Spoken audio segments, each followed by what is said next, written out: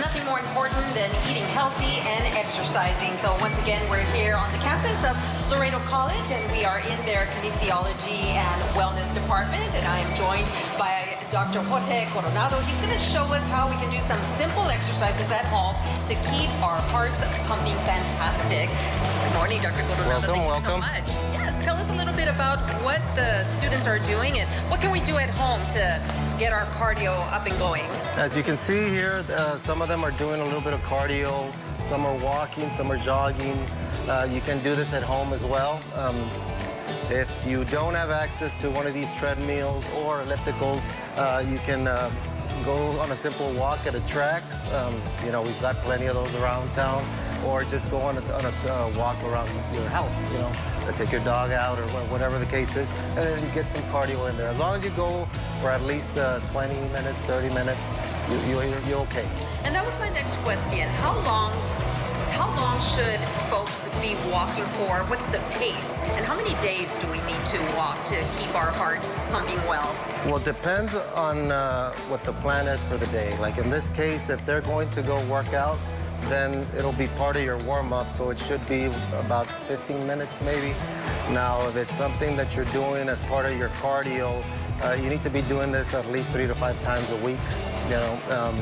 And if you're doing it for cardio, like I said, minimum 30 minutes, slow pace. I was just gonna ask. Now, it depends on your fitness level, because if it's somebody that is at a beginner level, then you don't want to go out there and try to go jogging for 40 minutes, because you're probably not going to be able to get out of bed the next day because you're going to be very sore. Right. So it just depends. You're saying 15 minutes a day just at a regular walking pace. If they're going to start just walking, minimum, I would say 20 to 30 if they can, and just slow pace, flat surface. Make sure that they wear comfortable shoes, no sandals, you know, nothing like that. You want to wear something that is comfortable. Make sure that the laces are nice and not cutting circulation, but, you know, firm application.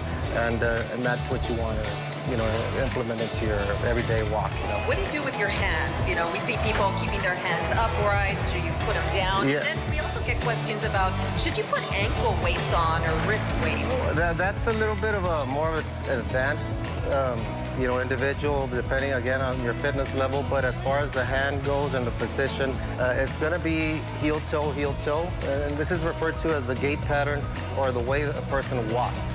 So as long as you're doing this type of walk with the heel toe and then swinging your arms, of course, and now you want to, if you're coming up with your left foot, then the right one is going to come up, and it's going to be a swing face. That's what it's called. If it's a jog, the same thing. It's just more of a flat. When the foot hits the floor, it should be flat. Arms are going to be slightly bent, and they're going more of a 90-degree angle. And then again, left foot coming up, right arm coming up, and so on. Is that for balance sake? Yes. Okay, yes. that's what I thought. Because if you're walking around with your hands like this, I mean, it's kind of, you're not only going to look funny, but it's going to throw your balance off and your coordination. So you want to make sure that you're perfectly balanced, especially if you're running up, let's say, at an advanced phase, running up stairs or running up hills, running down hills. I mean, it can throw you off. Depending on the fitness level that you are, obviously, if you're at an advanced level, you're going to be, I guess, at more of a strenuous position, so you're going to be running for a longer period, therefore sweating more, losing more fluids. So you want to make sure you, you know, take in some excess water just to kind of, you know, maintain. Perfect. Final question, cool down, is that important to do? Yes, we definitely like to implement it into our everyday workout because, especially here, it's going to be part of the warm-up. This is part of the warm-up alongside with the stretching, and then they do their actual training, whether it's going to be muscular fitness or whatever the case is, and then the cool-down will be the last thing. So when they do this to warm up, it's going to they're doing it to bring up their heart rate, right, to get the blood flowing. When you do the cool-down, it's to bring down the heart rate, you know.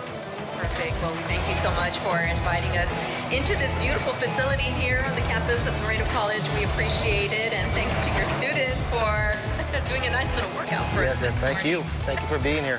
We're going to take a quick break, but we'll be right back. Stay with us.